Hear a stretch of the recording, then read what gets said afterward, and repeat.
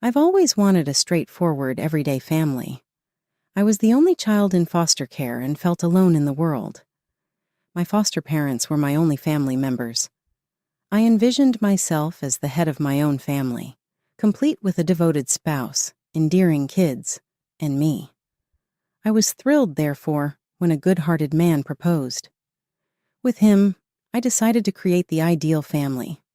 However, I should have been more wise in assuming that. Noah, my spouse, would immediately take control of me once I got home from work. "Alice, get started on dinner." He would hardly let me pass through the door, saying things like, "Mom and Emma are starving." Cooking was never an idea for Noah, his mother, or his sister. I'm Alice, and I'm stuck with this terrible family. I'm 29 years old and I work for a big company. I met my spouse, Noah, at the same firm where we both worked. Noah is 30 years old, although we both graduated from college in the same year since he delayed his post-high school education. For now, Noah does not have a job. He departed after having a falling out with his sales department manager. Noah said his employer was cold-blooded, but I knew differently. Despite being married, our departments were separate. My co-workers respected and trusted me because of my commitment to hard work and dedication, while I handled office duties and general affairs. Noah's manager of the sales department came to me one day asking for help. I questioned nervously what was wrong. "Today your husband suddenly handed in his resignation," he clarified. "Did you know about this?" I shook my head, shocked. Nothing had been explained to me. Did something happen? I had no notion, so I asked, looking rather dumbfounded. The manager explained the circumstances. "I make an effort to honor the private lives of my employees, but Noah frequently abandoned projects and passed the buck to his more bashful coworkers. He would become enraged when challenged. He insisted on leaving on time, stating he was concerned about his ailing mother and sister, and claimed he shared chores because you both worked. Because of this, management found it difficult to be stern with him. However, one of his coworkers expressed physical and emotional stress and wanted to quit due to Noah's incomplete job. Noah was told by the management to complete his task if he put his family first. Noah resigned on his own intention, furious that his point was ignored. To be honest, I'm glad Noah resigned. Though respectful of my sentiments, the sales manager expressed his honest opinions. Noah was conceited, burdened people despite his incapacity, and responded violently when his supervisor brought this to his attention without taking responsibility for his actions. Noah was a liability to the sales department, so I've heard. I felt bad and apologized a lot. I'm deeply sorry for the trouble he caused to everyone in the sales department. The kind manager expressed dissatisfaction at Noah for resigning without consulting his wife and informed me that it wasn't my responsibility. Just to confirm, is he really doing housework and are your family members sick? Inquired the man. Everything he says is untrue, I shot back. I do all the housework, and my mother-in-law and sister-in-law are healthy. The manager really expressed sympathy upon hearing this, stating, "I see, that's tough." That's how Noah, my spouse, lost his job. He thought he would immediately get a new career, but the real world isn't that easy. He applied for jobs, but kept being turned down. Noah harbored resentment because he thought his former employer had disparaged him to other businesses. I promise that this is not how my firm operates.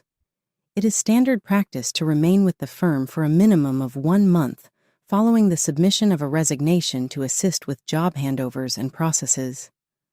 But that same day, Noah left his resignation letter on the manager's desk and headed home. I could see that no business would recruit someone who was that irrational. Noah was content with giving his small severance pay to his mother and sister. Raised in a single-parent family with his mother and sister Emma, their father divorced his mother and left, which seems to have been a wise decision. Both my mother-in-law and Emma are healthy and capable of working, but do nothing. I pay for living expenses and do all the work. Whenever I asked Noah to help out at home, he'd yell at me, "My mother and Emma are my precious family. You, as my wife, should be devoted to helping us out." I snapped back at him because I couldn't understand it. "You shouldn't worry about your mother. Emma is 23 years old. Let her at least work a part-time job." Emma was 7 years younger than Noah, and he loved her, so she took advantage of his generosity by begging for pocket money. Noah began working part-time as a courier service warehouse manager since I firmly refused to give her money. He claims that his family's illness caused him to resign from his position at a large firm. To maintain his reputation, he lies with the same ease as breathing. Emma used Noah's part-time income for dating expenses. He did not perform any other labor or chores. I was tired of my mother-in-law taking money out of my pocket out of avarice when Emma started dating guys. Noah would become upset with me even when I brought it up to him, telling me to take care of my mom if you're my wife. This is the reason I detest those like you who were raised in foster care alone. My mother-in-law called me evil and mocked me. My miserable everyday existence changed one day, even though I was living with the worst family. I went grocery shopping, and when I got home, I saw strange shoes at the door. Big men's sneakers. Given that they were larger than Noah's, I assumed we had a visitor. And then there was a young man. He had light brown hair and was tall and attractive. I initially believed him to be Emma's boyfriend.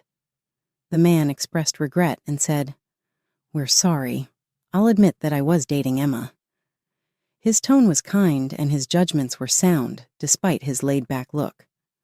As the young guy turned to depart, I asked him, "What's your name?" "Alice here, Emma's sister-in-law." He raised his head and grinned a little, looking both witty and intelligent. He identified himself as a bartender named Kevin. After Emma had come clean to him, he had rejected her because, when intoxicated, she had shown her true colors. She boasted that Noah's part-time job provided her with all of her income, called me stingy and unattractive, and grumbled about having to work and take care of the house. Even though Kevin paid the fee for the cab ride, he couldn't leave a drunk Emma alone and had to bring her home. Kevin regretted not seeing a good lady sooner. Kevin carried Emma to the living room using the house key Emma provided him because Noah and my mother-in-law weren't home at the time. "I was unable to abandon her at the door.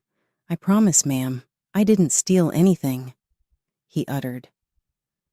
Emma had contacted Kevin after school. Kevin worked as an apprentice bartender at night and attended a technical school during the day. Kevin didn't catch her falsehoods until the very end when she pretended to work at a clothes store. He was a serious, earnest young guy, even with his naturally bright light brown hair. He apologized for the inconvenience and offered me his business card for the bar where he works. "I'm running late because I need to work now," he continued. "I appreciate you getting Emma back home." Kevin grinned as he walked out after I said, "Have a great shift." If a young guy appeared at our house without permission, I would normally report him, but Kevin felt like a trustworthy man. That Emma hadn't tricked him was a comfort. Emma was certainly inebriated and unconscious when I walked into the living room. She was in pain, but I covered her with a blanket so I wouldn't have to deal with a possible cold. Emma woke up abruptly and said, "Hey, where's Kevin, my brown-haired boyfriend? So attractive." She screamed, looked at her phone, and laughed haughtily. Emma was too inebriated to comprehend Kevin's intentions when he told her over the phone that they couldn't date.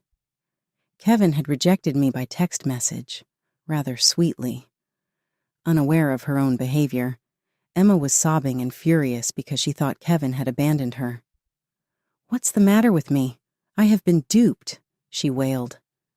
Though Kevin was also in a bad predicament, it was ironic that Emma had been the one tricking him. Disregarding the disturbance, I started preparing dinner.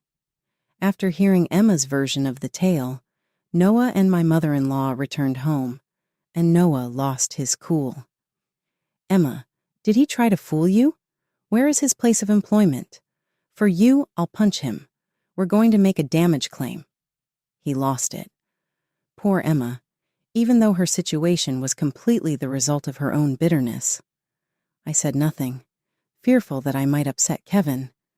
However, Emma gave me a fierce look and questioned, "Anna, did you say something to Kevin?" I gasped as she pulled up a text on her phone that said, "I can't date a liar." Emma thought I had tipped her off, but in her drunken condition, she had confessed everything. When Noah and my mother-in-law confronted me, I told them the truth. Kevin was ready to depart, and I had run into him at the entry as he was attempting to look after Emma. That was it. I argued that nothing I said was needless. Noah moved away from me, biting his tongue. "It's Emma's birthday. Let's have premium sushi," he said, placing an order for delivery. He ignored my homemade supper in favor of the fancy sushi on my tab with my mother-in-law and Emma. They joked and relished the sushi as I dined by myself. Family sushi dinners are the best. It compensates for the typically terrible cooking. Noah replied to my mother-in-law, "Really, it's so delicious that it makes up for the usual bad food." They both laughed. As I bore their derision, I experienced a profound void. When I got married, was this the family I wanted? How foolish, I thought. My lone family member, with whom I had been alienated since marriage, appeared in my thoughts all of a sudden. I remembered something about Kevin's kind grin. For me, this was a pivotal time. A few days later, Noah approached me with a bank book while I was doing some housework on my day off. I freaked out when I received the deposit notification. It held the funds I had carefully amassed before our union. Noah handed me the cash card and seal and gave me a victorious expression. "My parents and sister will receive the $100,000 that you rescued. We're divorcing if you don't agree," he said. "This was intended to cover our child's future medical costs," I replied. Noah utterly crushed my hopes when he said, "I care about my mother and sister more than our kid." I had anticipated that having a child would make him keep a distance from his mother and Emma. "Proceed as you please." I handed Noah my divorce papers, realizing that it was impossible to create a happy, normal family. "This is our divorce agreement if you sign it. We're done with it." With great enthusiasm, Noah completed the required information and returned the papers, signaling the end of our connection. I packed my luggage, ignoring his excitement over winning $100,000. I went outside and filed the divorce papers, which were accepted without any problems. I went back to the home of my adopted father after divorcing Noah. Since my adoptive father works long hours, I very much live alone. I phoned him as I got out of the house. "Alice, come back to your family home," replied the man. Even though we didn't get along well, his remarks made me cry. Even though I had been disobeying him since I was a teenager, he still offered me forgiveness. Resurfacing recollections of my childhood, I had a calm life at home. I recalled being brought to my adoptive father's home from the orphanage. I had an adopted mother at the time, and she treated me like her own daughter. I had been rebelling against my adoptive father ever since she died of illness while I was in junior high school. He was rarely there because of work, which made me feel alone. However, I now understand how much my late adoptive mother and father loved me. I had forgotten how much my loved ones meant to me since I was so focused on establishing a normal family. I feel a great weight has been lifted off my shoulders since being divorced, which gives me a feeling of relief and independence. I was working hard when I bumped into Kevin again without warning. I ran into the manager of the sales department in the elevator hall just as I was ready to leave work. As I was about to remark, "Good job today," the manager graciously interrupted. "You've experienced a lot. I'm really delighted for you, and you look better than before. he continued, alluding to my split with Noah. He gave me true credit for persevering. The manager said something grave as I bowed and entered the elevator. The sales department has been talking about this bar. I'd want to go, but as an elderly guy, it seems too formal. I was aware that the manager was married and had a child in high school. I inquired inquiringly, "What type of location is it? A coffee shop, perhaps?" "It's a bar," he retorted. "I'm intrigued by bars, even if I don't drink." And he kindly invited me to go with him. I consented since I knew the boss to be a real person. The manager's coworkers had told me about this hidden treasure of a pub in the basement. "Don't be nervous," he comforted me as he opened the door. "The inside has a stylish aesthetic that would appeal to youth." I went inside after the manager and was surprised to see Kevin behind the bar. He was taken aback as well, but he smiled instantly. His flamboyant and attractive manner caused the manager to become more animated. "Welcome. It's been a long time, Alice," he added. "Are you acquainted? My department's female co-workers have been chatting about this really attractive dude who works here. He appears to be a performer," the manager chuckled. Kevin said, "Not at all, I'm just an apprentice bartender," with an ashamed expression on his face. "Which order would you want to place?" Since I'm not used to bars, I ordered whatever Kevin suggested, and the manager went with a non-alcoholic drink. The patrons of the elegantly decorated pub were silent. Kevin said the pub was owned by his father. He made my cocktail and remarked, "At first, I rebelled and went to college, but I ended up being inspired by my father's work." I declared my divorce while sipping the transparent blue beverage. The boss said, "That woman's ex-husband is outrageous," with uncommon wrath. I ought not to have granted him a retirement benefit. Then Kevin made me a mint soda, and I feigned a grin in return. The boss seemed more at ease when Kevin gave him the mint drink for free. The boss questioned him, "Hey, do you send drinks to other customers like they do in dramas?" as he was sipping the drink. Kevin said, "I've never done it. It's an urban legend," with a happy chuckle. My phone rang out of the blue when I was having a good time at the pub. Kevin assured me it was all right to answer the phone outdoors as I was ready to go outside. My ex-husband Noah was there, and I was irritated by the interruption. I was reluctant to answer, but his calls persisted. "I can't withdraw money," Noah angrily grumbled before I could question him about why he was phoning. "You have no balance. In fact, there was no money left because I had moved the deposit to another account. Do you think anyone would keep a passbook with $100,000 in a house with 3 greedy people?" I questioned him. I knew it would be stolen if I hadn't taken measures. I still had the money since the passbook Noah had stolen was a sham, and the real one was securely stored. Noah seemed shocked when I told him this. My ex-mom-in-law, Noah, and Emma had been enjoying the high life abroad, gambling till they were broke. They tried to take out some of my $100,000, but they were unable, so they contacted me in a panic. Noah swore at me, saying he needed all of my possessions right now. Reminding him that I had turned in the passbook and forfeited the house in the property split, I declined. I asserted icily that I had lost all knowledge of it. Kevin wanted to borrow my phone at that same time. He angrily stated, "Noah, there's a tab of $3,000 from your sister's drinks in front of the boss and me. Kindly make the payment." After giving the phone back to me, he said, "Big brother, work hard for your beloved mother and sister." Noah shouted out for assistance, but I didn't answer.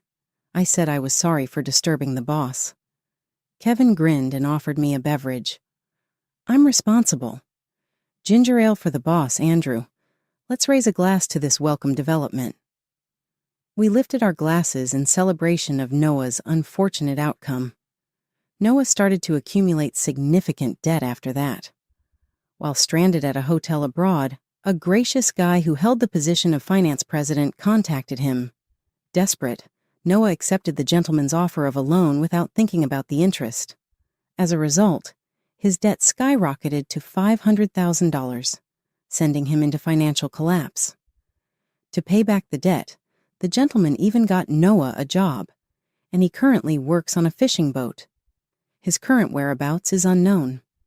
Except for resting, Emma and my mother-in-law were required to labor from dawn to night in order to pay back their debts.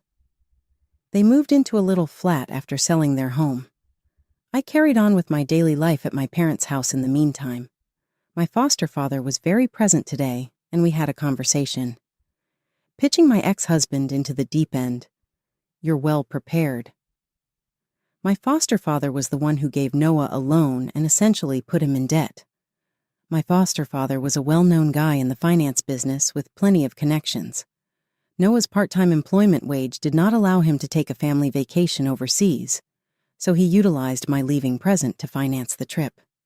He was overjoyed to have sold every piece of jewelry I possessed because it brought in a sizable sum of money. With that money, he was living the high life overseas. One item my foster father instructed me to keep safe after I got married.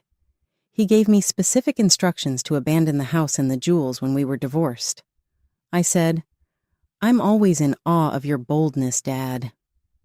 Noah utilized a precious metal dealer that my foster father was connected to. He was aware that Noah was using the proceeds from my jewelry sales to travel abroad. "You showed up just in time in front of Noah and saw through everything," I said. "My sources are in." He answered, "I also know you're getting along with the young bartender." His remark made me laugh so hard that I almost spat out my tea. The management liked Kevin after Noah's outcry and invited more co-workers to the pub. Kevin was asked, "Do you have someone you're interested in here?" by my supervisor one day. "Be truthful." Following the manager's lead question, Kevin turned to face me and said that, as a 23-year-old, his feelings for me were twisted.